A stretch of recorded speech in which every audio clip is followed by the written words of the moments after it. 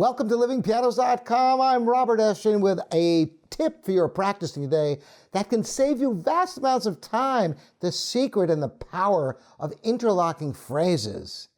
Now, I'm going to explain to you what I mean, but first I'm going to give you an idea of how I practice the piano and how I teach others to practice the piano. Now, of course, there's many different skill sets in practicing the piano. For example, if you're accompanying and you're reading, that's one type of skill. If you're improvising, if you're a jazz player, that's another skill. But if you are memorizing music and you want some tips about that, you've come to the right place. So taking a small phrase at a time, hands separately, mastering all the elements of the music is the way I've been taught from the time I started the piano as a young child. My father, Robert Estrin, taught this method that is so powerful. To give you a demonstration, let's say you are learning I'm going to use a famous piece here for you, the K545 Mozart Sonata in C major. And you were learning it. Well, first of all, just so you know which piece I'm talking about,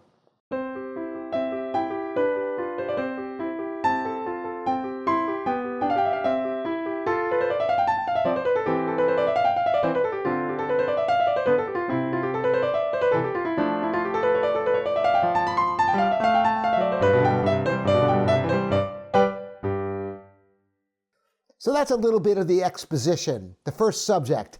So if you were learning this piece, of course you'd want to read through it first to get familiar with it. But then my suggestion is get right down to the work and start learning it rather than playing it over and over again, because it's almost impossible to absorb all the thousands, tens of thousands of details in the music, because you don't just have the music, the notes, and the rhythm. You have to figure out the fingering, the phrasing, the expression. There's so much there, which is why you want to learn a small chunk at a time, hands separately. So for example, if you wanted to learn the beginning of this piece, you could learn as little as this. And taking smaller chunks is great because you never work yourself too hard, which can enable you to sustain a longer, productive practice. So let's say you just took the very first phrase, right hand alone. And you got that memorized, you got it fluid, you got it perfect, you checked your work, and then you learned the left hand. And you got that perfect, and then you put the hands together slowly at first.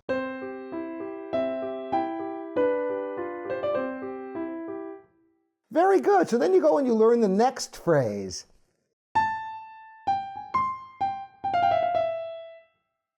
And you get that memorized, and you do the left hand.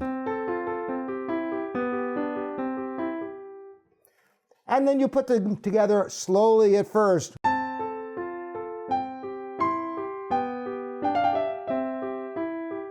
And you speed it up, and you think, great, now I'm going to go back to the beginning and connect the phrases. And you play the first phrase, which you've gotten up to speed. You start slower at first to be able to give yourself a chance to connect these phrases smoothly. And right there, you're going, where do I go? You have no idea because, oh, that's right.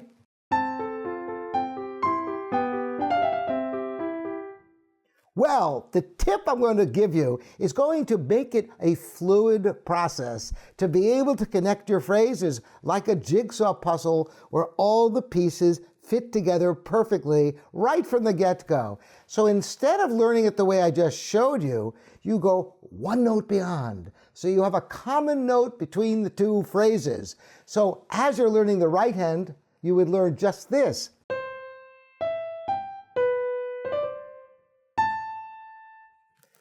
That is the connecting note. So when you put the phrases together, you do the same thing with the left hand.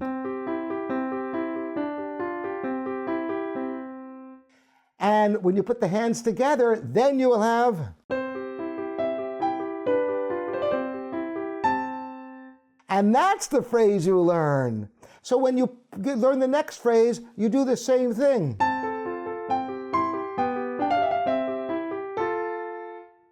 That makes it a seamless process to connect your phrases as you go.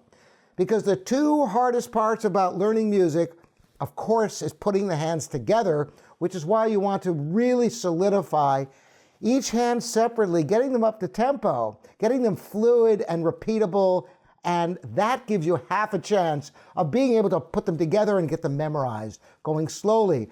The next hardest thing is connecting phrase to phrase in a smooth manner. And by using interlocking phrases this way, always going one note beyond the phrase so that when you put the phrases together, you've got that connection note. This is a great tip, and I want all of you to try it out. Let me know, how does this work for you?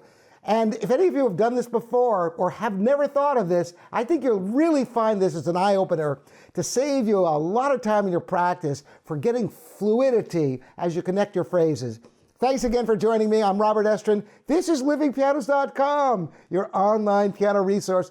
Thanks for all the subscribers. You can ring the bell and spread the word. We'll see you next time.